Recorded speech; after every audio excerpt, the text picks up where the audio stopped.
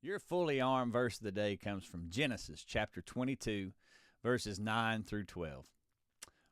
When they reached the place God had told him about, Abraham built an altar there and arranged the wood on it.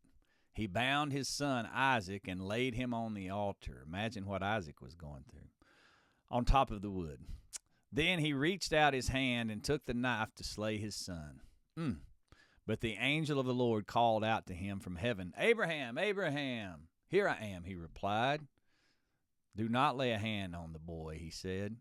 "Do not do anything to him. Now I know that you fear God because you have not withheld from me your son, your only son." A couple of things that really stand out on this one to me is that your son, your only son. Now, what does that remind you of? So thousands of years later, God would make the sacrifice, the ultimate sacrifice, which he stopped Abraham from making in this case, and he did sacrifice his only son for the love of us, his children.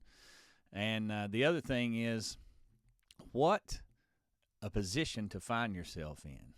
God forbid that myself or anybody out there ever has to make a decision like that. But it does bring to my mind the thought of what is it that you or I need to sacrifice that we hold so dearly in our life that is separating us from God. I know for me personally, it's selfishness. It's defensive, being overly defensive, trying to defend myself in situations where I'm not right, but you might get your feelings hurt or something like that. Like I've got to learn how to let go of those kind of things and submit them to God, and therefore breaking down the barrier between he and I. What is it that you need to sacrifice today? What do you need to offer up to God on the altar as a sacrifice for your love to him? I think about this verse so often, and I so often imagine myself laying this sin on this altar and sacrificing it. And trying to give it up to him. We have to do it daily.